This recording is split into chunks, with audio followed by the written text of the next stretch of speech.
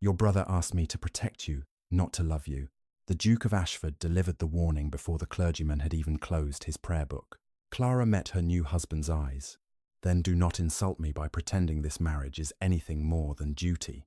Something shifted in Julian's expression, but the church bells drowned his reply. 3 weeks earlier, he had arrived at Whitcomb Hall with a proposal instead of condolences. Nathaniel, Clara's dying brother and Julian's closest friend, had asked the Duke to protect her from the relatives circling the estate. Julian offered his title. Clara accepted for the sake of 80 tenant families. Now, Lionel Whitcomb stood among the wedding guests, smiling as though the estate already belonged to him. Clara tightened her hand around Julian's arm. Why is my cousin wearing Nathaniel's estate key? Julian followed her gaze. Because I gave it to him. Clara's wedding smile disappeared. Before their marriage had lasted 10 minutes, her husband had placed her inheritance in the hands of the one man Nathaniel had taught her never to trust. Julian offered his arm. Clara placed her gloved fingers upon it, and they walked down the aisle together.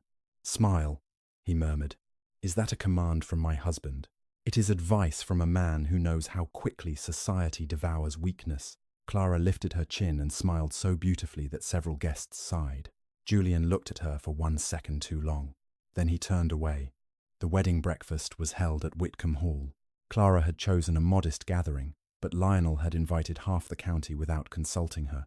He stood near the head table, greeting guests as though the house already belonged to him. Tall and elegantly dressed, Lionel wore Nathaniel's silver estate key across his waistcoat. Clara stopped walking. That key had hung beneath her brother's shirt every day since their father's death. What is he doing with that? She asked. Julian followed her gaze. I gave it to him. The music continued, but Clara could no longer hear it clearly. You did what? Nathaniel's accounts must be examined before the estate can be settled. I have managed those accounts for 6 years. So you claim. Clara slowly withdrew her hand from his arm. Julian's jaw tightened. Lionel showed me debts bearing Nathaniel's signature, he said. Several payments passed through accounts under your supervision. Then allow me to examine them. You had ample opportunity before today. No, I asked 3 times, and you refused me each time. A few nearby guests had begun watching them. Julian lowered his voice. We will not quarrel publicly. You have already judged me publicly. Lionel approached, carrying a leather document case. Your Graces, he said, bowing. Forgive the interruption, but the witnesses are assembled. What witnesses? Clara asked. Lionel opened the case and produced a folded document. The formal transfer of temporary authority over the Whitcomb estate. Clara stared at Julian. You arranged this before our wedding? The tenants require stability, he replied. They already had stability. Julian's face hardened. The evidence suggests otherwise. Lionel placed the document on the table. 2 magistrates and the family solicitor moved closer. Clara saw what Julian intended. By marrying her, he had prevented Lionel from immediately challenging her right to remain at Whitcomb Hall. But by placing the estate under Lionel's control, Julian was giving her cousin everything he had wanted: access to the rents, records, tenants, and private correspondence Nathaniel had left behind. Her title would protect her reputation. It would not protect her brother's legacy. Julian addressed the guests. Until all outstanding debts have been investigated, Lionel Whitcomb will administer the estate in my name. My wife will take no part in its management. The humiliation was complete. Clara stood in her wedding gown, while the people she had served for years watched another man receive authority over her work. Lionel extended his hand toward the ring of estate keys. Clara did not surrender them. May I see the document containing Nathaniel's final instructions? A flicker of unease crossed Lionel's face. Julian noticed it, but only for a moment. That document is not relevant to this transfer, he said. It is relevant to me. I have reviewed it. Then you know my brother never trusted Lionel. Lionel gave a wounded laugh. Grief has made my cousin suspicious. Grief has made me less patient with liars. The room fell silent. Julian stepped closer. Give him the keys, Clara. She searched her husband's face for doubt, mercy, or simple willingness to listen. There was none. She placed the keys in Lionel's palm. When Lionel folded Nathaniel's document, something small fell onto the white cloth covering the table. A broken piece of red thread. Clara's breath caught. Years earlier, she had begun sewing a continuous thread through the spine of Nathaniel's private estate register. Every page had been pierced in the same place. No sheet could be removed without breaking the thread and leaving two damaged holes. Nathaniel had teased her for being overly cautious. Then he had kissed her forehead and told her that caution was the reason Whitcomb still belonged to them. Clara reached for the thread. Lionel covered it with his hand. "A loose fibre from the case," he said. "No." The single word stopped him. Clara looked directly at Julian. "A page has been removed from my brother's private register." "That is a serious accusation," Julian said. "It is a fact." "Can you prove it?" "Give me the register." Lionel closed the document case.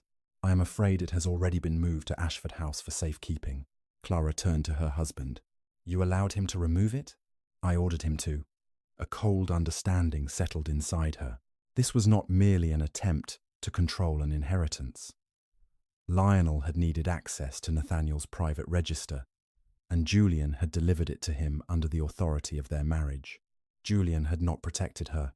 He had opened the only locked door her cousin could not enter alone. Clara stepped closer to Lionel. What was written on the missing page? His smile did not move, but the colour left his face. "I have no idea what you mean. My brother kept a record of every threat made against this estate. If he removed someone from his confidence, he wrote the reason there." Julian's gaze shifted toward Lionel. For the first time, doubt appeared in his eyes. Then the doors of the breakfast room opened. A mud-stained tenant stumbled inside, clutching his bleeding forehead. "Lady Clara," he gasped. "Men bearing the Duke's authority have entered the Eastern Farms. They say every family must leave before nightfall." Clara looked at the estate keys in Lionel's hand. He had possessed them for less than 10 minutes. Yet the eviction orders had already been prepared. Julian reached the tenant first. "Who struck you?" "One of the men at Belmere Farm, Your Grace. I told them Lady Clara had never ordered an eviction. They said her authority ended when she married you." Clara took a clean napkin from the table and pressed it into the tenant's hand. "How many men?" "6, perhaps 8. Were they bailiffs?" "They carried no badges." "What did they show you?" "A paper bearing the Ashford seal." Clara turned toward Julian. "Did you authorize this?" "No." Lionel's fingers tightened around the estate keys. "The creditors may have acted independently," he suggested. "Nathaniel's debts have been outstanding for months." "Creditors cannot use my husband's seal without his permission," Clara replied. Julian held out his hand. "Give me the transfer document." Lionel hesitated. It lasted barely a second, but Clara saw it. "So did Julian." "You said the witnesses were assembled," the Duke continued. "The transfer has not yet been signed. Therefore, no one possesses authority to act in my name."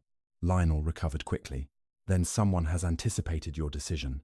Someone who knew what that decision would be," Clara said. The words struck their target. Every guest in the room had heard Julian announce that Clara would be excluded from the estate. If armed men were already removing tenants, the plan had begun before the public transfer. Before the marriage itself, Clara gathered the front of her wedding gown. "Where are you going?" Julian asked. "To Belmere Farm." "You cannot ride across the county dressed like that. Then I shall ruin an expensive gown. This is now my responsibility." "No, Your Grace. 10 minutes ago, you told this room that I had no responsibility at all." A whisper moved through the guests. Julian's face hardened, but Clara walked past him. Lionel blocked her path. "You will only make matters worse. Move. You are no longer the unmarried mistress of this house. A duchess must consider her husband's wishes." Clara looked down at the silver key hanging from his waistcoat. Then she pulled it free so sharply that the chain snapped. Lionel's expression changed. The pleasant cousin vanished. In his place stood a man whose rage had merely been taught good manners. "This belonged to Nathaniel," Clara said. "You will never wear it again." Julian stepped between them. For one breath, Clara thought he meant to defend Lionel. Instead, the Duke faced the room. "The transfer is suspended. No document leaves Whitcomb Hall until I have examined it myself." Lionel's voice remained calm. "You are allowing a frightened woman to embarrass you." "No," Clara said. "He embarrassed himself when he trusted you without asking a single tenant what was true." Julian flinched. Clara did not wait for permission. She changed in less than 5 minutes. By the time Julian reached the courtyard, Clara had exchanged her wedding gown for a dark riding habit. Her maid fastened the final button while a groom brought her mare. Julian's black gelding appeared beside it. "You are not coming with me," Clara said. "I am not asking." "Then try not to slow me down." For the first time that day, something almost like disbelief crossed his face. They rode hard toward the eastern farms. Clara knew every turn in the road. She knew which bridge had weakened after the spring floods and which field gate stuck in damp weather. Twice she changed direction without warning, leaving Julian to follow. At Belmere, they found 3 wagons loaded with furniture. Women stood beside bundles of clothing. Children clung to their mothers. 2 cottages had already been emptied. 6 hired men waited near the largest farmhouse. Their leader carried a folded order stamped with blue wax. Julian dismounted.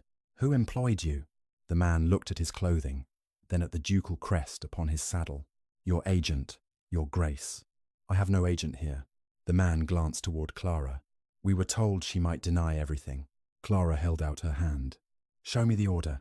He gave it to Julian instead. The Duke read the first lines, and his expression became unreadable. "What does it say?" Clara asked. "It states that the eastern farms are to be cleared in preparation for sale." "Under whose authority?" "Mine." Clara took the order from him. The seal looked genuine. The signature did too. Yet she did not study the handwriting. She studied the list of properties. Belmere Farm, North Cottage, Carter's Field, the Old Mill House, A.T. She looked at the hired man. Were these the only places named? "Yes, Your Grace." "Then your employer has never seen this estate." Julian frowned. "Why?" "The old mill house collapsed 12 years ago. Nathaniel had the stones removed to repair the village bridge. It has not appeared on a current estate map since. A. She pointed to the heading. "This list was copied from a survey made during my father's lifetime. Whoever prepared it possessed old Whitcomb records, but not the accounts I updated for Nathaniel." The families began murmuring. Clara faced the hired men. "This order directs you to remove tenants from a building that no longer exists. That proves you did not verify the properties before using force. Leave their belongings where they are and return every item already taken." The leader looked toward Julian. The Duke folded the paper. "You heard the Duchess." The men began unloading the wagons. Clara moved among the tenants, checking injuries and promising that no family would be removed that night. She knew which child had suffered a winter fever and which widow paid rent by tending the orchard. Julian followed silently, watching people address Clara with trust no title could command. At the final wagon, he caught her wrist. "You knew all their names. They are not figures in an account book. Nathaniel never told me how much you managed. Did you ever ask?" His hand loosened. Clara pulled free. For 6 years, she had negotiated seed prices, repaired cottages, and used profits from the southern pasture to keep rents unchanged after 2 failed harvests. Nathaniel had signed the official letters because the law recognized his authority, but every tenant knew whose calculations had kept them in their homes. A little girl approached Clara, carrying a wooden box. "One of the men dropped this in our kitchen." Inside lay several prepared eviction notices. Clara examined the first, then the second. Every order carried Julian's copied signature. Every order also carried a date. Clara handed one to him. "These were written yesterday." Julian stared at the page. "That is impossible." "Why?" "Because, until this morning, Lionel did not know whether I would give him control." Clara looked back toward Whitcomb Hall in the distance. "Yes, he did." Julian's eyes met hers. She watched the final certainty leave his face as he understood what she had already realized. Lionel had not guessed the Duke's decision. Someone had promised it to him. Julian read the eviction order again. "No one knew what I intended, except my solicitor." "And Lionel," Clara said. "I had not yet given him my final answer." "You brought witnesses to the wedding breakfast. The transfer document was already prepared." "That does not mean I promised him control." Clara pointed toward the copied signature. "Then either Lionel was certain he could persuade you, or someone close to you assured him that you would not listen to me." Julian folded the order and placed it inside his coat. "You are suggesting a conspiracy based upon a date." "I am suggesting that 8 armed men did not arrive at Belmere by accident. A child began crying beside an overturned chest. Clara immediately walked away from Julian and knelt to help the girl gather scattered wooden animals from the ground. The child handed her a horse with one broken leg. "My father made him," she whispered. "Then we shall ask him to repair it." They took father. Clara's hand stopped. "Who took him?" The men said he owed money. Clara stood and called to the leader of the hired group. "What happened to the tenant of this cottage?" The man shifted uncomfortably. "Another party collected him before we arrived." "Collected him where?" "I was not told." Julian approached. "Describe them." Two men in a closed carriage. They showed the same seal. Clara looked toward the road. The tenant had not merely been evicted. He had been removed before anyone could question him. She knew why. "He witnessed something," she said. Julian's gaze sharpened. "Or owed a legitimate debt. He paid his rent 11 days ago." "How can you be certain?" "I received it." "You personally collect rents?" "When Nathaniel became too ill to ride, yes." Clara entered the cottage and crossed to a shelf beside the cold hearth. She reached behind a row of clay jars and removed a small wooden tally box. Inside were narrow rent tokens, each marked with the tenant's initials and the amount paid. She found the correct one and gave it to Julian. This was his receipt. Julian examined the token. "It proves you marked a piece of wood. It matches the other half in my rent chest at Whitcomb Hall, and if both pieces were made under your supervision." Clara went still. Even now, he was searching for a reason not to believe her. She took the token back. "You married me because you promised Nathaniel I would be safe. Yet every time I show you the truth, you ask how I might have manufactured it." Julian's voice lowered. "I have seen clever people create convincing lies. So have I. One of them is wearing my brother's key." His expression closed. For a moment, neither spoke. Then Julian turned to the hired men. "No one else is to be removed. Return the furniture, release any property you seized, and present yourselves at Whitcomb Hall tomorrow morning. If you disappear, I will have every magistrate between here and London looking for you." The leader bowed quickly. Clara had expected Julian to defend his authority. She had not expected him to defend the tenants. It was a small distinction, but she noticed it. So did the families watching them. They rode back to Whitcomb Hall in silence. Halfway there, Clara's mare stumbled on loose stones. Julian caught the bridle before she could fall. His horse pressed close to hers. For one startled second, his arm was around Clara's waist. "Are you hurt?" he asked. "No.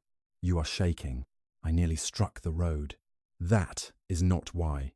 Clara pulled away. He was correct, and she resented him for seeing it. The frightened girl's words had reopened a memory Clara had spent months trying to silence.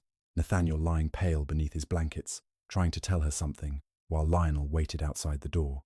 She had bent close. Nathaniel had managed only 4 words. "Do not surrender the—" Then the pain had taken his voice. Clara had assumed he meant the estate. Now she wondered whether he had meant the register. Julian watched her. "What did you remember?" "My brother tried to warn me before he died." "About Lionel?" He could not finish. "Why did you never tell me?" "You arrived after the funeral, proposed marriage, and immediately began presenting me with accusations. At which moment would you have believed me?" Julian released her bridle. The answer was visible in his face. There had been no such moment. They continued riding. This time, he remained beside her, rather than ahead. The gates of Whitcomb Hall stood open. Clara knew something was wrong before she entered the courtyard. 2 horses were missing from the stable, and Lionel's travelling carriage had been brought around. He was leaving. Clara dismounted before the groom reached her, closed the gates. The servants obeyed without hesitation. Julian noticed. Lionel emerged from the house carrying Nathaniel's leather document case. Behind him, a footman struggled with 2 locked trunks. "What is this?" Julian demanded. Lionel stopped. "I am moving the records to Ashford House, as you ordered." I suspended the transfer, after allowing Clara to invent a crisis in front of the tenants. Clara stepped between Lionel and the carriage. "Open the case." "No." Julian held out his hand. "Give it to me." Lionel's pleasant mask slipped again. "You asked me to protect these documents from a woman who has already altered the accounts. Now you permit her to command you after a few tears beside a cottage." Clara's cheeks burned. She had not shed a single tear, but Lionel had chosen his accusation carefully. He wanted Julian to see every act of hers as manipulation. Julian looked at the case. Then, at Clara. "Open it," he told Lionel. Lionel obeyed. The private register lay inside, bound in worn brown leather. Clara immediately saw the broken red thread hanging from its spine. Beside it rested several account books and a stack of letters tied with a faded blue ribbon. Julian picked up the top account book.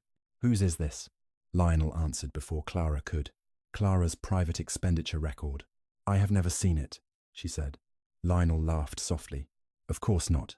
Julian opened the book. The first pages listed gowns, jewelry, imported perfume, and gambling losses.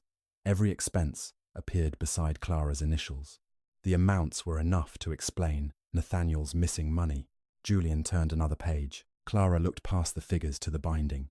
A thin square of pale wood had been pressed beneath the final sheet. She reached for it. Lionel slammed the book shut. "Do not touch the evidence." Clara looked at his hand, resting upon the cover. Then she smiled.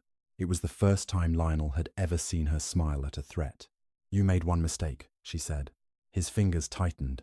"My father taught Nathaniel and me to keep accounts in the same manner. Every genuine Whitcomb ledger contains something this one does not." Julian looked between them. "What is missing?" Clara did not answer. Not yet. If Lionel believed she could expose the book immediately, he would destroy every other false record before nightfall. She stepped back. "I want the document case locked in Nathaniel's study. One key remains with me. The other remains with the Duke." "Ah." Lionel's eyes sharpened. He understood what had changed. The unwanted sister he expected Julian to silence had just forced the Duke to suspend the transfer, stop the evictions, and seize the records. She was no longer an inconvenience. She was the only person standing between Lionel and the estate. Julian ordered the trunks returned to the house. As the servants carried them inside, Lionel moved close enough that only Clara could hear him. "You should have accepted the protection your husband offered." Clara met his gaze. "That was never protection." "No," Lionel whispered, "but it was the only reason you were still alive." Lionel's threat passed between them so softly that even Julian, standing only a few feet away, Clara did not move, could not hear it. "What did he say?" Julian asked. Lionel smiled before Clara could answer. "I reminded the Duchess that Nathaniel's protection is gone." Clara kept her gaze fixed on her cousin. "No, you told me my husband's protection was the only reason I was still alive." The servants carrying the trunks stopped. Julian's expression changed. Lionel gave a tired sigh. "She is twisting my words." "Am I?" "You have spent months convincing yourself that Nathaniel died because someone wished him harm. Now, every disagreement appears to you as a murder plot." Clara felt the accusation land. It was cruel because part of it was true. Since Nathaniel's death, she had awakened at night, hearing his unfinished warning. She had questioned the physician, searched his room, and read every letter he left behind. She had found nothing. Julian looked at her. "Did you believe your brother was murdered?" "I believed he was afraid." "That was not my question." "No," Clara replied. "It was the question Lionel wanted you to ask." Lionel turned toward Julian. "You see how she avoids answering?" Clara's nails pressed into her palms. She wanted to shout that Nathaniel had not been irrational. She wanted to seize Lionel by his fine coat and demand what he had done. Instead, she spoke calmly. "My grief does not make the eviction orders genuine. It did not copy my husband's signature, remove a page from the register, or place a false account book inside Nathaniel's case." Julian glanced at the servants. "Take the records to the study. 2 men will remain outside the door." Lionel stepped forward. "You cannot mean to leave them with her." "I said 2 guards, not Clara. You trusted me this morning." "This morning, I had not seen men using my seal to empty cottages." Julian's answer carried enough force to silence the courtyard. Clara watched Lionel understand that he had lost another piece of control. It did not make her feel safer. It made him more dangerous. Inside Nathaniel's study, Julian placed the false ledger on the desk. The room had remained almost untouched since Nathaniel's death. His spectacles rested beside an unfinished letter. A dried ink stain marked the blotter where his hand had begun to shake during his final weeks. Clara paused at the doorway. "You need not enter," Julian said. "It is my brother's room, and you look as though it causes you pain." "Pain does not remove my right to be here." Julian accepted the rebuke. Clara crossed to the desk and opened the false ledger. "You asked what was missing." Julian stood opposite her. "Show me." My father required every Whitcomb account book to begin with the same declaration. She opened an authentic rent ledger from the document case. On the first page, Nathaniel had written, "No figure enters this book without a name beside it." "Why?" Julian asked. "Because numbers cannot answer questions. People can." Clara turned several pages. Each payment named the person who received it, witnessed it, or carried it to the bank. Then she opened the false ledger. "This book records hundreds of pounds spent in my name, but it names no dressmaker, jeweler, servant, or gaming house. Whoever created it knew the amounts would shock you. He did not expect you to ask where the money went." Julian examined the entries. "Lionel said the missing names protected your reputation, and you believed him." "I believed the figures. You believed the explanation that required the least effort from you." His eyes lifted to hers. For a moment, anger moved through his face. Then it faded. "You are correct," he said. Clara had prepared herself for another defense. His admission left her without one. Julian looked down at the book. "I should have asked." "Yes." "I should have shown it to you before the wedding." "Yes." "I thought confronting you would give you time to destroy evidence." "And so you gave the evidence to Lionel." His mouth tightened. Each answer forced him to face the shape of his own decision. Clara closed the ledger. "This proves the book is unreliable. It does not prove who made it. Then we find the people who supposedly received the money. That will take time." "How much?" "Less, if you stop treating me as the suspect." Julian studied her. "What do you require?" The question was different from an order. Clara noticed that too. "Send copies of 3 entries to the businesses named in Lionel's other papers. Do not warn him. Ask whether they ever received money from Nathaniel or me." Julian nodded. "What else?" "Find the Belmere tenant before Lionel does." "I will send men. No Ashford uniforms. Whoever took him already possesses your seal." Julian looked toward the door. "You trust none of my household?" "I trusted my own cousin, until my brother began locking his study." The answer troubled him. Before he could speak, something struck the window. Glass shattered across the carpet. Julian moved around the desk and pulled Clara down as a burning bundle landed against the curtains. Flames climbed the fabric. Clara grabbed the water jug and threw it, but the fire continued spreading along the oil-soaked cloth. "The records," she said. Julian tore down the curtain with his bare hands. Clara dragged the document case away from the flames while smoke filled the room.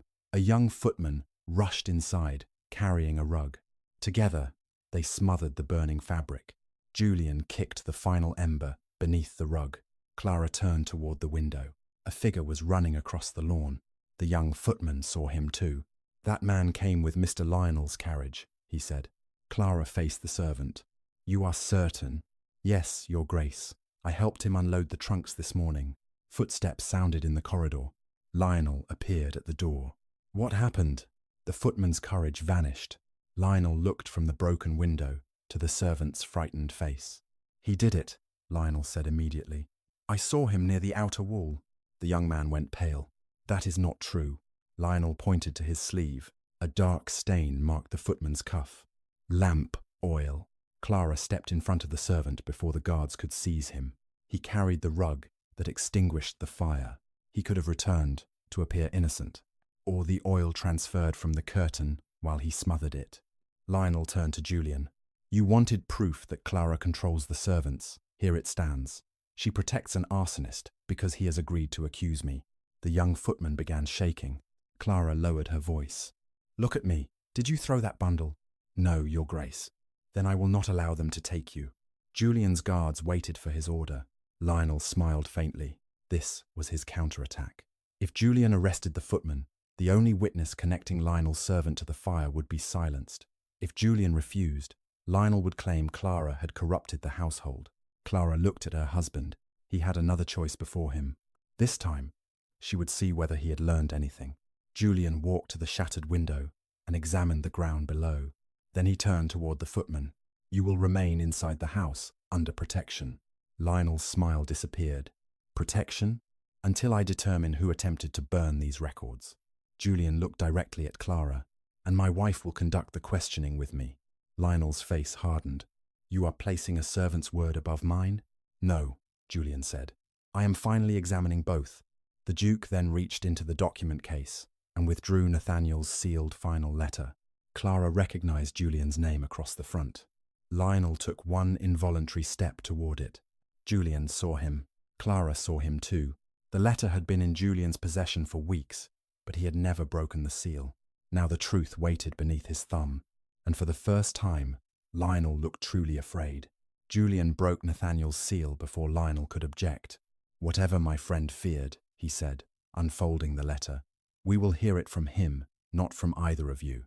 Clara moved beside the desk. Lionel remained near the door, but the confidence had disappeared from his face. Julian began to read. "If I do not survive, marry Clara. She will refuse pity. So tell her the Whitcomb tenants require the protection of your name. Do not reveal what I learned until you possess the private register. Trust no accusation carrying her signature unless she speaks the words before you."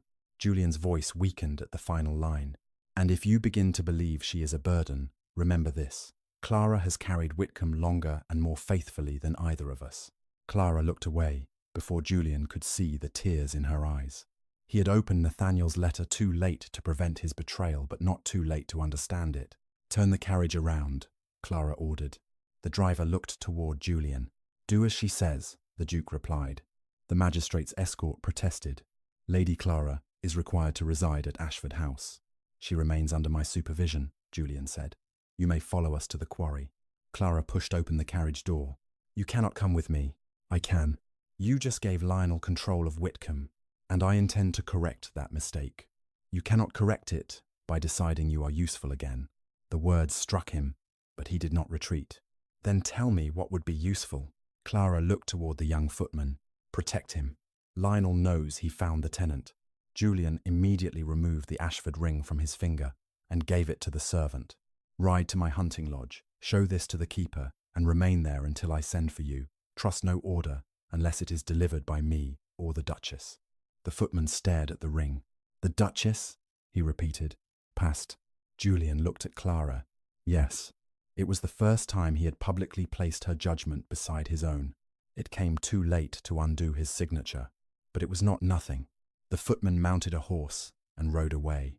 Julian entered the carriage opposite Clara. The escort followed as they turned toward the quarry. They found the missing tenant inside an abandoned storage shed. His hands were tied, and blood had dried along one side of his face. Clara knelt beside him, while Julian cut the rope. "Who did this?" she asked. "I never saw their faces." "Why did they take you?" The tenant swallowed. "Because Mr. Nathaniel gave me a packet before he died." Julian moved closer. "What packet?" "A copy of the proposed road route. He said someone in London had paid to learn where the government intended to build." "Where is it?" Clara asked. "I hid it beneath the Belmere rent chest." Clara remembered the wooden box behind the jars, the same box from which she had taken the rent token.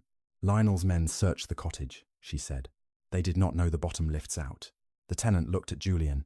"Mr. Nathaniel told me to give the packet to Lady Clara if anyone tried to remove the Belmere families." Julian lowered his gaze. Nathaniel had prepared for this moment. He had trusted Clara to recognize it. Julian had handed authority to the man Nathaniel feared. "I will retrieve it," Julian said. "No," Clara replied. "Lionel will expect us to return to Belmere." "Then what do you suggest?" She held up the wooden rent token. "The other half is inside the hidden compartment. The tenant's wife knows what the matching pieces mean. Send a child with this one. Lionel's men will watch the roads, not a footpath through the orchard." The tenant nodded. "My eldest daughter can reach the cottage unseen." Julian stared at Clara. She had turned a simple receipt into a message no outsider would understand. No title, seal, or armed escort could have accomplished the same thing. "You planned for danger," he said. "I planned for tenants to prove they had paid. You made an ordinary system serve a second purpose. That is what competent management looks like." He accepted the blow. Julian arranged for the wounded man to be taken to safety. A shepherd's son carried the rent token toward Belmere. Then a rider appeared on the quarry road. He wore Ashford colours. Julian stepped forward. "What happened?" The rider dismounted, breathing hard. "Mr. Lionel has opened the county session early. He claims the estate faces immediate default." "That session was set for 9. It began at 6. The creditor produced the authority you signed." Clara looked toward the brightening horizon. The sale had already begun. They reached the county hall as the first Whitcomb property was sold. A crowd filled the chamber. Farmers, creditors, and local gentlemen stood beneath the gallery while a clerk recorded each transaction. Lionel occupied the administrator's table. The silver estate key lay beside his hand. Clara heard the auctioneer announce the southern pasture. "Stop the sale," Julian commanded. The room fell silent. Lionel ruse. "On what grounds?" "I revoke your authority." "You cannot." "I signed it. I can withdraw it." The creditor's representative opened the document. "You granted Mr. Whitcomb authority until the alleged debt is secured or disproved. Revocation requires the consent of the creditors." "I will cover the amount personally." Clara turned toward Julian. £32,000 was an enormous sum, even for a duke. The representative shook his head. "The debt increased this morning." "To what amount?" £48,000. "That is impossible," Clara said. Lionel unfolded several notes. Penalties, unpaid interest, and expenses associated with the inquiry. "Created overnight?" she asked. "Discovered overnight." Julian looked at the magistrates. "This is extortion." "It is a contract bearing Nathaniel's signature," Lionel replied. Clara stepped toward the table. "Show it to me." "You are accused of falsifying the estate records." "Then show it to my husband." Lionel passed the note to Julian. Clara watched him read. "What does it pledge?" she asked. "The Eastern Farms," he answered. "Only the Eastern Farms?" Julian continued down the page. His face changed. "What is it?" Clara pressed. "The Whitcomb Reserve." Clara's stomach tightened. Nathaniel had maintained that reserve to cover wages, seed, repairs, and emergencies. Without it, the estate might survive on paper, but the people would receive nothing. "How much remains?" she asked. Lionel answered. "Nothing." The room erupted.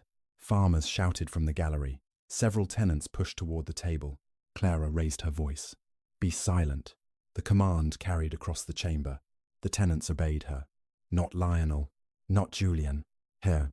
If you riot," she told them, "Lionel will call you dangerous and remove you by force. Return to Whitcomb. Take no order from anyone unless it concerns food, livestock, or immediate safety." Lionel smiled. "They must take orders from the lawful administrator. They may obey your legal authority," Clara replied. "They are not required to believe your lies." The tenants began leaving. Lionel struck the table. "Any worker who abandons his duty forfeits his wages." "You emptied the reserve," Clara said. "There are no wages to forfeit." His smile vanished. Julian faced the creditor. "I will pay every tenant from my personal accounts." Lionel laughed. "You cannot." Julian turned. "Explain yourself." "When you signed the transfer, you accepted temporary responsibility for Whitcomb obligations. The creditor has already frozen your accessible accounts until the disputed amount is settled." The consequence settled over the room. Julian's signature had not merely given Lionel control of Clara's estate. It had joined his own fortune to the false debt. His order could not reopen the accounts. His title could not stop the sale. Every effort to protect Clara now required permission from the men he had empowered against her. Clara looked at him. He had believed marriage made him her protector. Instead, his distrust had made both of them prisoners. The auctioneer lifted his hammer. "Belmere Farm and the Eastern Cottages. Opening offer £6,000. A man at the back of the chamber raised his hand. Clara recognized him as one of Lionel's associates. "7,000, Julian called. The creditor shook his head. "Your Grace is not presently permitted to bid using frozen funds." Julian stood helpless as Lionel's associate offered £8,000 for land, soon worth 10 times that amount. Clara could have allowed the hammer to fall. Julian had created this crisis. Rescuing him from humiliation was not her duty, but children lived on those farms. She removed the diamond bracelet Nathaniel had given her on her 21st birthday. £9,000, she said. The room turned toward her. Lionel smiled again. "A piece of jewellery is not lawful payment." "No, but my marriage settlement provides £12,000 in separate property held for my use." Julian looked at her sharply. "If you spend it, you will have nothing independent of me." Clara met his gaze. "I am not doing this for you." She placed the bracelet on the administrator's table. "I offer the full 12,000 for Belmere and every Eastern cottage." The auctioneer looked toward Lionel. He could not refuse without revealing that the sale had been arranged for his associate. Lionel's face hardened. Before he answered, the creditor's representative whispered into his ear. Lionel lifted the silver key. The Eastern properties cannot be sold separately. A new claim has been submitted against the entire estate. By whom? Clara asked. Lionel's gaze settled on her. By the future owner of the government road. The doors opened behind the crowd. 4 uniformed officers entered carrying an official notice. The leading officer addressed the chamber. By order of the Crown, all Whitcomb lands are frozen, pending an investigation into the theft of confidential government plans. Clara looked at the hidden half of the rent token, still clutched in the tenant's daughter's hand across the room. The packet had been found, but Lionel had acted first. He pointed toward Clara. The stolen plans, he said, were discovered inside the Duchess's rent chest. The leading officer approached Clara. You must surrender the government plans. I do not possess them. They were recovered from a box bearing your estate mark. Who recovered them? The officer glanced at his notice. An anonymous informant. Where is the box now? In Crown custody. Then bring it here. Lionel intervened. The Duchess is attempting to delay the investigation. Clara ignored him. She looked at the date beneath the official order. It had been issued the previous afternoon, before the wedding, before the evictions, before the packet was supposedly discovered. You received an accusation against me yesterday, she said to the officer, yet the plans were not found inside the rent chest until this morning. The officer looked down at the paper. That is not for me to determine. It should concern you that your informant reported a discovery before it occurred. A murmur moved through the chamber. Lionel's voice sharpened. Nathaniel may have placed the plans there weeks ago. Then why did the Crown wait until the exact morning you attempted to sell the land affected by those plans? The officers shifted uneasily. Julian stepped beside Clara. The auction is suspended until that question is answered. Lionel lifted the authority document. You no longer control the proceedings. No, Julian replied. Because I gave control to you. The admission silenced the room. He turned toward the magistrates. I signed that authority after refusing my wife's request for time to examine the evidence. Every action Lionel has taken this morning was made possible by my signature. Record that statement. Clara looked at him. He was not asking her to forgive him. He was placing his own reputation inside the official record. It was the first act of protection that cost him something. The Crown officer folded the notice. The land will remain frozen. The Duchess must accompany us for questioning. Julian's shoulders stiffened. She goes nowhere alone. You may follow. I am her husband, and presently a financial party to the disputed estate. Clara touched Julian's sleeve. He looked down at her hand. I will go, she said. No. If I refuse, Lionel will claim I fear examination. I will not let them place you in a cell. You cannot stop them by giving another order. His expression tightened with helpless anger. Clara understood then that Julian was accustomed to solving danger through authority. For the first time in his life, his title could not repair what his judgment had broken. She lowered her voice. Protect the tenant and the footman. Find the men named in the false ledger. That is how you help me. Julian looked as though he wanted to argue. Instead, he nodded. The officer allowed Clara to travel in the Ashford carriage under escort. As she entered, Julian caught the door. You are not unwanted, he said. The words startled her. They called you that because you would not flatter fools, and because Nathaniel frightened away men he considered weak. I should never have repeated their judgment at the altar. You did more than repeat it. I know. Clara waited. Julian's hand remained on the carriage door. I thought marrying you fulfilled my promise, he continued. I understand now that a promise without trust is only another form of control. The officer ordered the carriage forward. Julian released the door. Clara watched him disappear behind the crowd. She told herself the ache in her chest belonged only to Nathaniel. The questioning lasted 6 hours.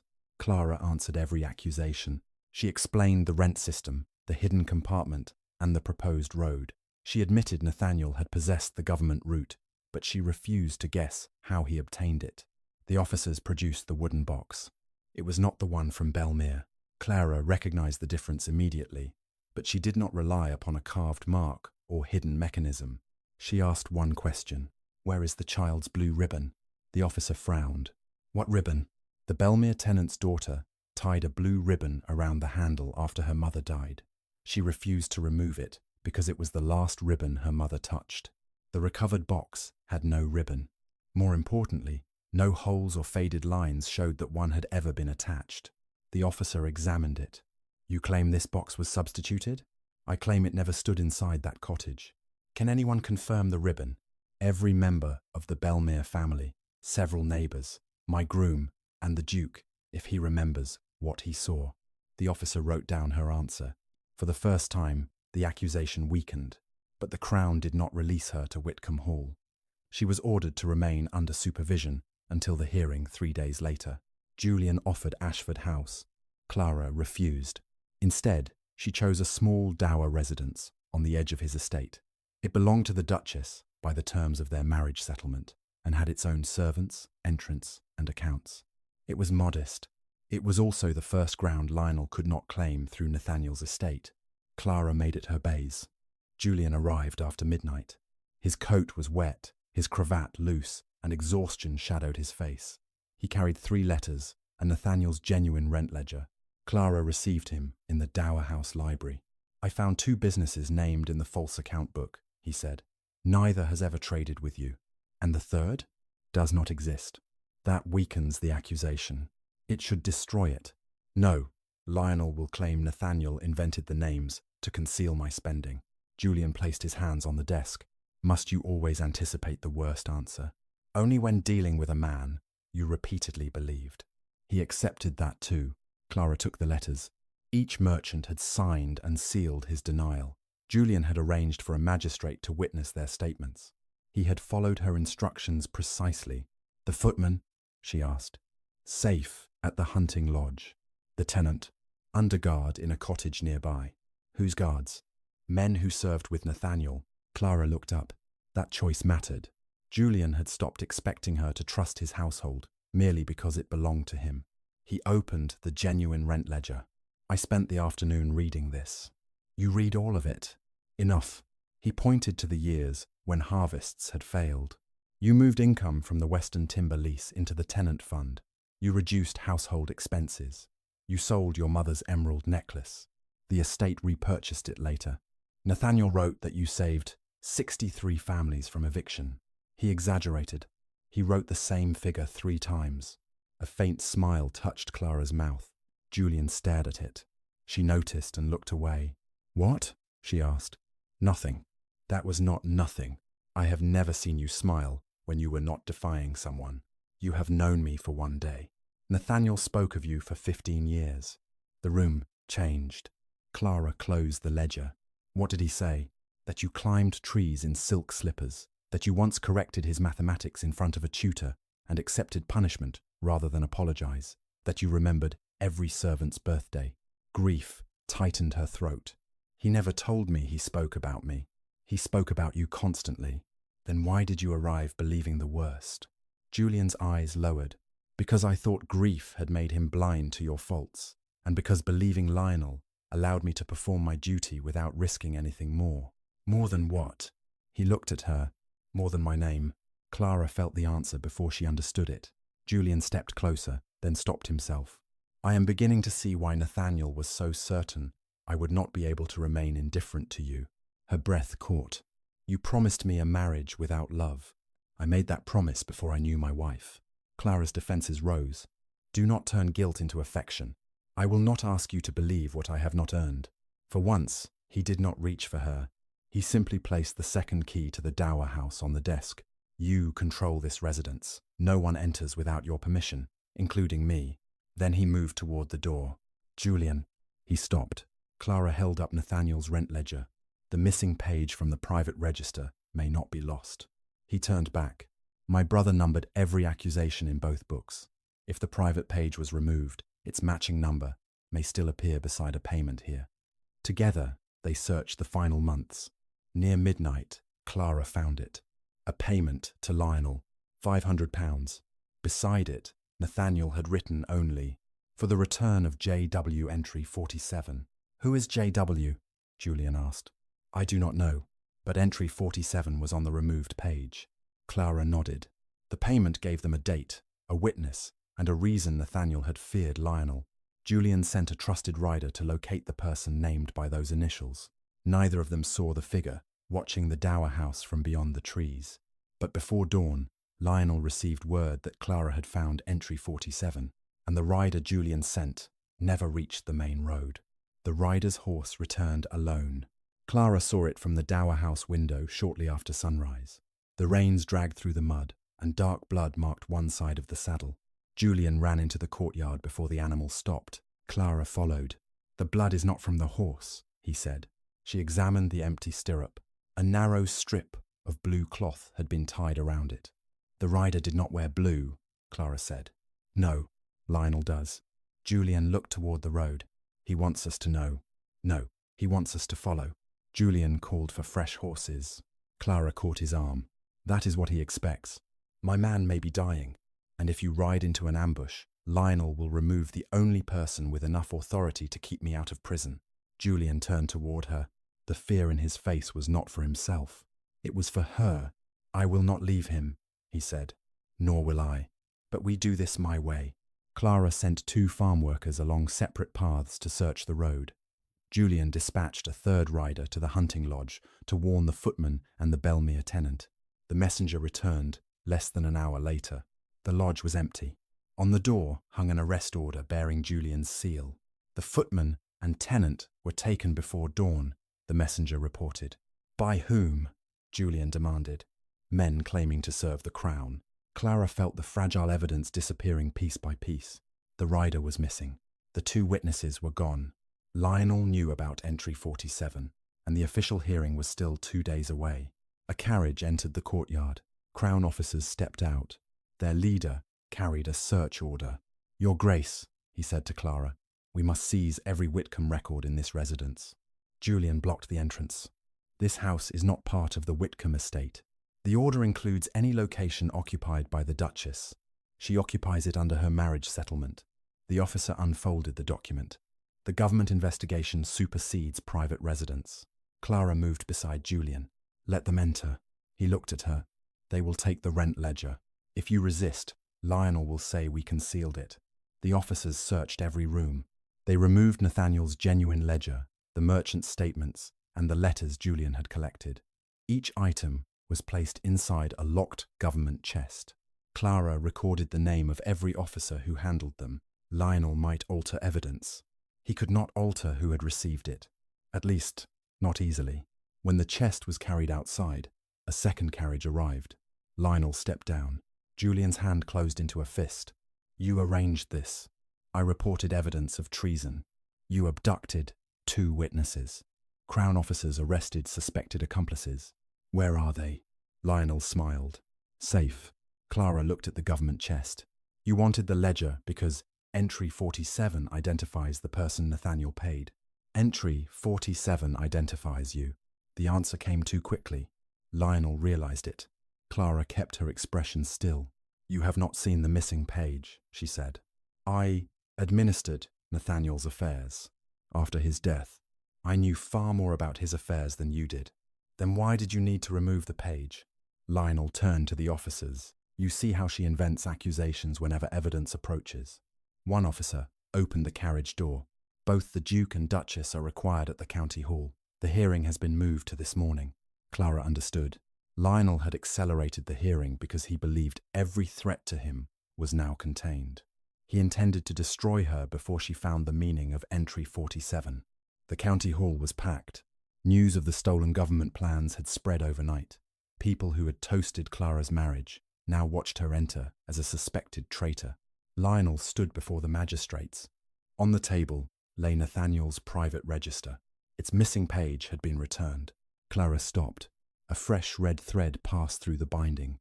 Lionel had repaired it. He had transformed the proof of removal into the appearance of an untouched book. The leading magistrate lifted the recovered page. Entry 47 records a payment of £500 to Lionel Whitcomb. Clara held her breath. The magistrate continued. It states that the payment was made at Lady Clara's request to recover correspondence, proving she had sold confidential information. Whispers spread through the chamber. Lionel lowered his eyes, as though ashamed to expose her. "Nathaniel begged me to protect his sister's reputation," he said. I returned the letters and accepted his promise that Clara would never again interfere in public matters. That page is false, Clara replied. The thread is unbroken, the creditor's representative said. It was replaced. Can you prove that? Clara looked at the register. She could not. Not without the original thread. Not without the missing rider. Not without the witnesses Lionel had taken. The merchant's statements were then opened. Each letter now contained a single additional line. We cannot deny that payments may have been made through an unnamed intermediary. The evidence Clara and Julian had secured was no longer clear. It had become doubt. Lionel had not destroyed their proof. He had weakened it just enough to make every truth sound arguable. The magistrate addressed Clara. Until the Crown determines how the plans entered your possession, you will be held in county custody. Julian stepped forward. No, you have no authority to obstruct a Crown inquiry. Then I will provide security for her release. The disputed amount exceeds £48,000. I will pledge Ashford House and every unentailed property attached to my name. The chamber erupted. Clara stared at him. Ashford House had belonged to Julian's family for generations.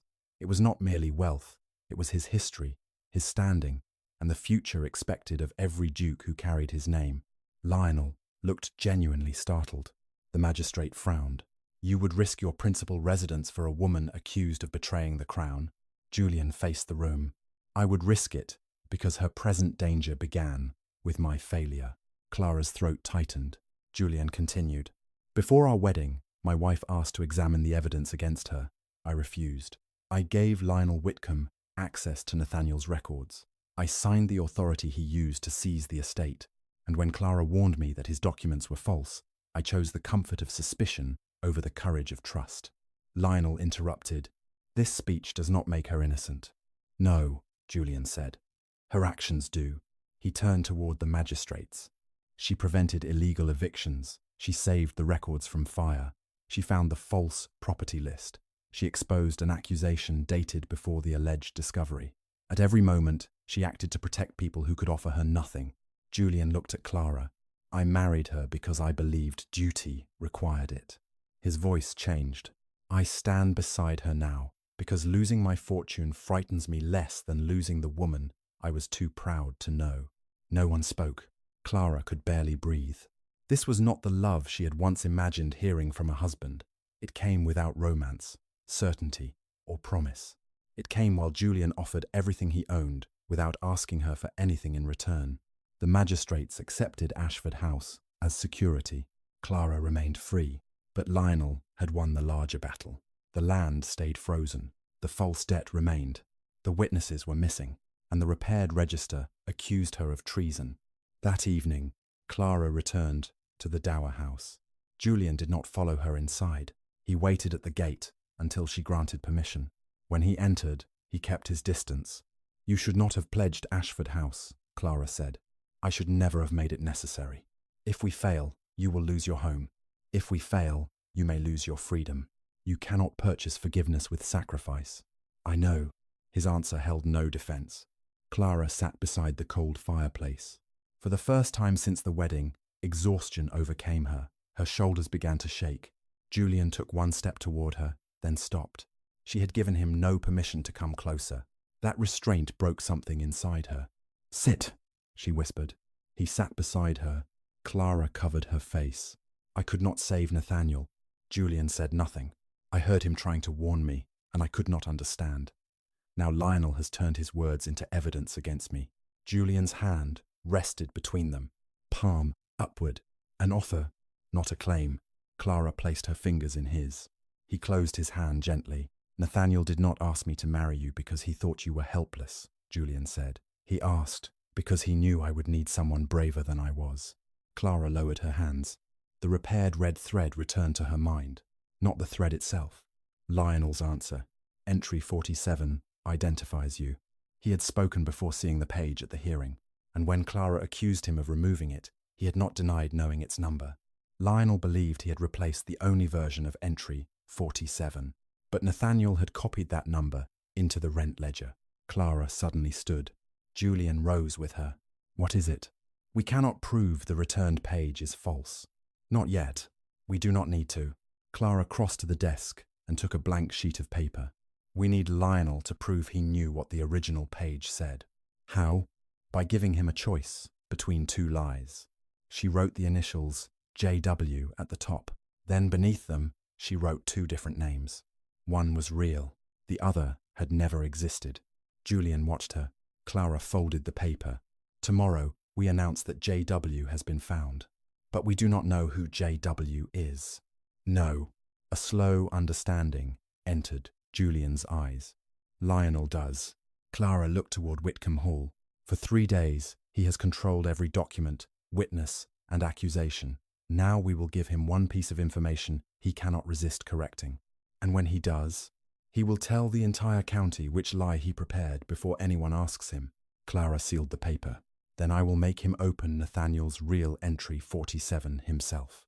By sunrise, 2 rumors had entered the county. The first claimed that JW was Joseph Ward, a former clerk hiding in London. The second claimed that JW was Jonas Wren, a government surveyor being protected at the Ashford hunting lodge. Only Julian, Clara, and 2 trusted messengers knew that both stories were inventions. Joseph Ward did not exist. They did not know whether Jonas Wren did. Each rumour travelled through a different path. The false London story was given to the creditor's representative. The hunting lodge story was allowed to reach one of Lionel's servants. Then Clara waited. Julian hated waiting. He crossed the Dower House library 3 times before stopping at the window. What if Lionel ignores both names? Then neither name frightens him. What if he sends men after both? Then he reveals that he cannot distinguish the truth. And if he comes here? Clara looked up from Nathaniel's copied entries. He will find a locked door. Julian turned toward her. You are remarkably calm for a woman inviting a criminal to attack her. I am not calm. You appear calm. I have spent most of my life appearing less frightened than I was. Julian returned to the desk. What frightened you before this? Being left alone after Nathaniel died. The answer came before Clara could stop it. Julian became still. She continued looking at the papers. Lionel called me unwanted often enough that I began to believe it. When Nathaniel died, every relative who visited spoke about my future as though I were furniture that required storage. Julian sat across from her. You should never have been made to feel that way. You contributed to it. I know. Clara finally looked at him. His honesty no longer surprised her. That frightened her more than his earlier arrogance. A knock sounded at the door. One of Julian's trusted men entered. Lionel's servant left Whitcomb Hall 20 minutes ago. He took 3 armed men toward the Old North Toll House. Julian immediately reached for his coat. Which rumour reached that servant? Clara already knew. The hunting lodge. The man nodded. They asked at the crossroads whether Jonas Wren was still being held there. The name was real, and Lionel believed Jonas could destroy him. Do not arrest the men yet, Clara said. Follow them. Julian looked at her.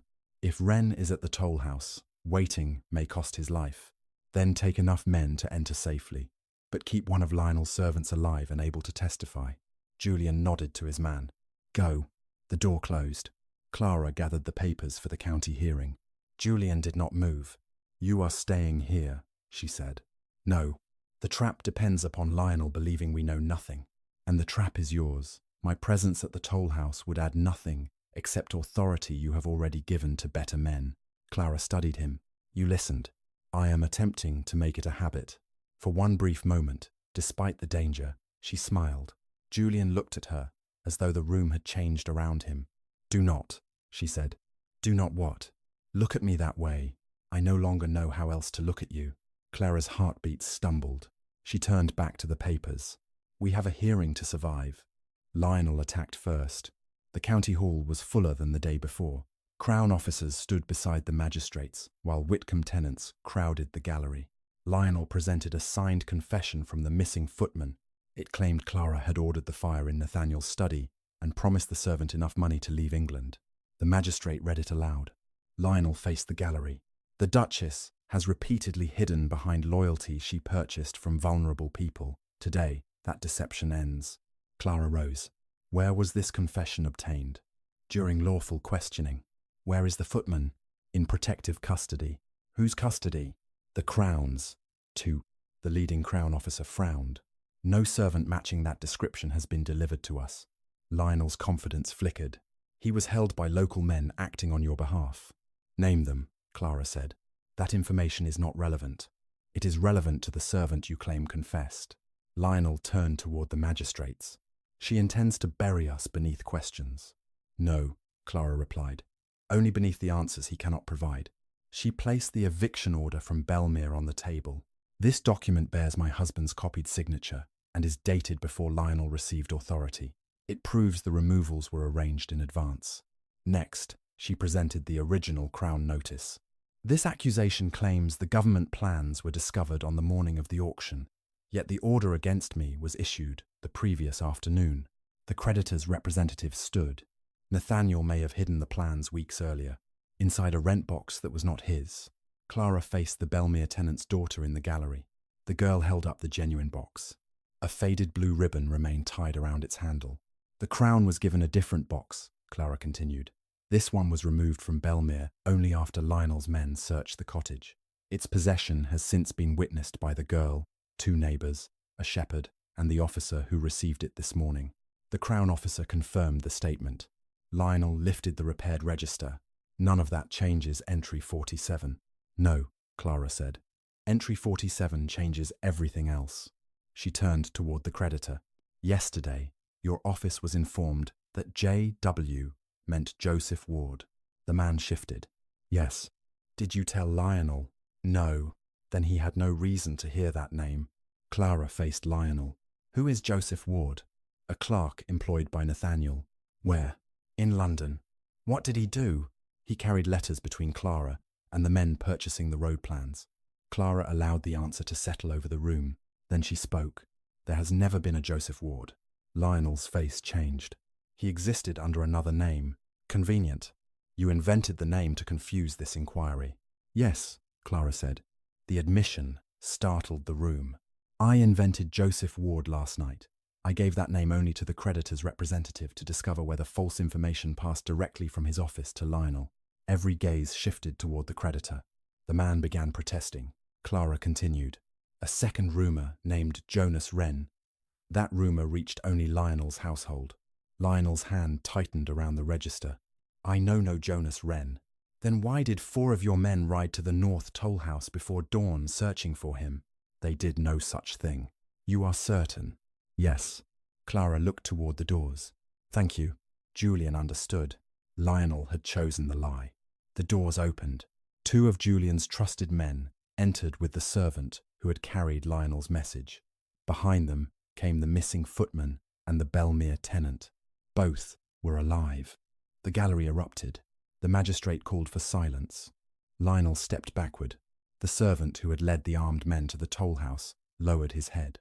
He told us to move the prisoners before the Duke found them, the man confessed. He said, Jonas Wren must not reach the hearing. Lionel pointed at Julian. They were bribed. Julian rose. I did not question them. Clara added, neither did I. They gave their statements separately to Crown officers. Each statement was recorded before they entered this room. The leading officer placed the sealed testimonies on the table. Clara had protected the witnesses before the confrontation. Lionel could accuse them. He could no longer coordinate their answers. The creditor attempted to leave. Crown officers blocked his path. Clara faced Lionel again. You denied knowing Jonas Wren. Your men searched for him by name. Your creditor repeated. A person I invented less than 12 hours ago. And the footman you claimed had confessed was imprisoned at your toll house.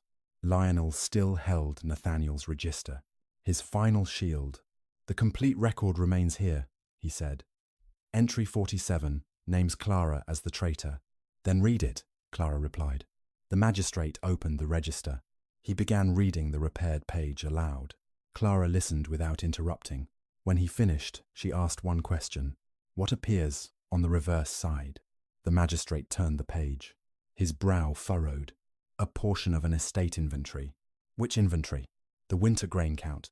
Clara looked toward the tenants. You heard Nathaniel read that count at the January assembly. On which page did it appear?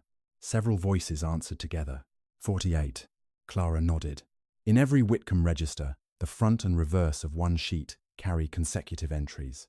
If the reverse side contains entry 48, then the other side should contain 47. 2. Lionel smiled desperately. It does. No, Clara said. It contains your replacement. The magistrate examined the page. Clara did not mention ink, thread, paper, or any hidden artisan's mark. She relied upon sequence. The true entry 47 was written before entry 48. Lionel removed the original sheet, copied the grain count onto the reverse of a new one, and inserted his accusation against me on the front. "Prove it," Lionel demanded. Clara looked toward the doors once more. "You denied knowing Jonas Wren." A thin, injured man appeared between two Crown officers. He carried a folded sheet protected inside a clear document frame. Lionel lost all colour. Jonas Wren entered the chamber. In his hands was a page pierced by the original broken red thread, the real entry 47. Jonas Wren stopped before the magistrates. "This page was entrusted to me by Nathaniel Whitcomb," Jonas Wren said. "I have kept it hidden for 11 months. Clara stepped closer. "My brother tried to tell me something before he died. He said, 'Do not surrender but he could not finish.' The register," Wren answered. "He told me those were the words he meant you to hear. Lionel could imitate a signature, but he could not safely rewrite the entire history of Whitcomb unless you surrendered the register." Clara closed her eyes for one painful breath. Nathaniel's final warning had reached her at last. Lionel pointed toward him. "He is a thief and a traitor." "No," Wren replied. "I am the man you imprisoned, because I refused to become either." The magistrate examined the original page. Its torn edge matched the narrow remains still caught in the register's binding. The holes aligned with the broken red thread Clara had recovered on her wedding day. The evidence was finally whole. "Read it," Clara said. The magistrate began. "Entry 47, £500 paid to Lionel Whitcomb for the release of Jonas Wren, assistant surveyor. Lionel obtained advance knowledge of the proposed northern road and intends to empty the eastern farms before purchasing them through an unnamed creditor. Copies of the plans and Lionel's threats have been placed with Wren. If harm comes to me or Clara, this entry must be delivered to the Duke of Ashford." Silence filled the hall. Clara looked at Lionel. Her brother had not paid him to conceal her crime. Nathaniel had paid to save a witness. Wren addressed the Crown officers. Lionel bribed a government clerk to reveal the road before Parliament approved it. He planned to create a false debt against Whitcomb, remove the tenants, and purchase the eastern land through his creditor. The creditor shook his head. "I knew nothing of kidnapping." "You financed the hired men," Wren replied. "Your payments are recorded in the documents Nathaniel gave me." He placed a second packet on the table. Unlike Lionel's papers, these records named everyone involved: the men who received money, the properties they targeted, and the dates on which they acted. Clara recognized her father's rule. No figure enters this book without a name beside it. Nathaniel had followed it until the end. Wren continued. When Nathaniel confronted Lionel, Lionel threatened to accuse Lady Clara of stealing the government plans. Nathaniel removed entry 47 because he feared the register would be seized. He gave the page to me and told me to remain hidden until Clara was safe. "Why did you not come forward after his death?" Julian asked. "Lionel's men found me first. I escaped twice. The third time, they imprisoned me at the North Toll House with the Belmere tenant and the footman." Lionel moved toward the door. Crown officers surrounded him. "This proves nothing about the debt," he said. Nathaniel signed every note. Clara approached the administrator's table. "No, you copied his signature onto obligations created after he became too ill to conduct business." Another accusation. "A conclusion supported by your own actions." She lifted the false ledger. "You invented extravagant purchases in my name because you needed the missing money to appear somewhere. You ordered the evictions before Julian signed the transfer because the auction had already been arranged. You planted government plans inside a substituted rent box. Then you moved the hearing forward so no one could verify the records." Lionel looked toward Julian. "She still has not proved Nathaniel never signed the debt." Julian stepped forward. "I can." He placed the original authority document beside the debt notes. The forged debts used the same imperfect copy of Nathaniel's signature that Lionel submitted to me before the wedding. I accepted it without requiring Nathaniel's former solicitor to authenticate it. Clara watched him. Julian was not merely exposing Lionel, he was exposing his own negligence. "The fault in that decision was mine," he continued. "Had I listened to my wife, Lionel would never have controlled the estate. removed the witnesses, or altered the records. Lionel's final defense disappeared. The Crown officers closed around Lionel. The creditor backed toward the door. "I merely purchased a lawful debt," he protested. "Whatever Lionel did to obtain the land was none of my concern." Clara placed the eviction orders beside his payment records. "You financed the men who emptied Belmere before the debt was examined. You also raised the claim from £32,000 to £48,000 in a single night." Julian faced him. "You used my signature because you believed a duke would never admit he had been deceived." The creditor glanced toward the crowded gallery. Julian raised his voice. "I was deceived, and my pride helped you do it. Record both facts." The Crown officer seized the creditor's papers. Lionel was arrested for conspiracy, forgery, kidnapping, destruction of evidence, and trafficking in confidential government information. His creditor followed him in custody for fraud, unlawful seizure, and financing the abduction of witnesses. As Lionel passed Clara, he spoke through clenched teeth. "Nathaniel is still dead. You still married a man who despised you." Julian's face tightened. Clara did not look away. "My brother is dead," she said, "but he left the truth with people you believed were too powerless to matter." She glanced toward the tenants, the footman, and Jonas Wren. "That was your fatal mistake." Lionel was led from the hall. The silver estate key remained on the table. This time, Clara picked it up. No one tried to stop her. The false debts were declared unenforceable. The freeze upon Whitcomb was lifted. Every attempted sale was cancelled, and the government confirmed that the road would proceed only after lawful agreements were made with the tenants. Jonas Wren received Crown protection and testified against the clerk who had sold the route. The footman's name was publicly cleared. The Belmere tenant returned to his family, but Julian's signature had still caused real damage. Families had been injured. Wages had gone unpaid. Clara had been publicly accused of theft and treason. Exposing Lionel did not erase her husband's choices. Julian understood that. Before the tenants' assembly, he stood without ceremony or prepared excuse. "I placed your homes beneath the authority of a man my wife warned me not to trust," he said. "I did so because I valued my judgment above her knowledge. The forged documents deceived me, but my pride made that deception possible." Clara watched from the front row. Julian continued, "I cannot ask any of you to forget what followed. I can only repair what I helped break." He sold his London residence and 2 valuable estates that were not entailed to the title. The money restored the Whitcomb Reserve, paid every missed wage, repaired the damaged cottages, and compensated the families Lionel's men had assaulted.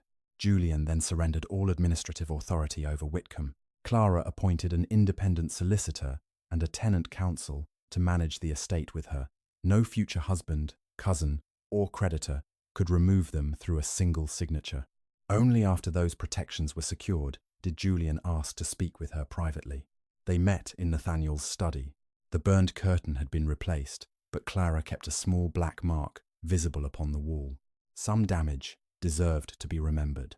Julian placed their marriage settlement on the desk. "My solicitor has added the terms you requested. The dower house remains entirely under your control. Your separate income cannot be pledged against my debts. Whitcomb remains under the trust you selected." Clara read the document. "And if I choose to live apart, I will provide everything required by the agreement. You will not contest it?" "No." His answer came without hesitation. Clara looked at him. "What do you want, Julian?" His control broke then. "I want my wife." The words were raw, but he did not move toward her. "I want to hear you argue over breakfast. I want to watch you command rooms that once ignored you. I want to earn the smile I ordered from you on our wedding day." His voice lowered. "But wanting you does not give me the right to keep you." Clara felt tears gather. "Do you love me?" Hopelessly. "And when did that happen?" "When you climbed into the carriage after I betrayed you and still stopped to protect a frightened servant. Or perhaps when you ruined your wedding gown to save tenants who could never repay you." A sad smile touched his face. "I only know that by the time I understood what you were, I had already given you every reason to leave." Clara placed the signed agreement between them. "I am not ready to live with you." Pain crossed his face. He bowed his head. "I understand.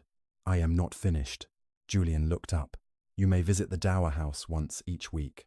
Hope appeared carefully, as though he did not trust it. "As your husband? As a man asking to know me?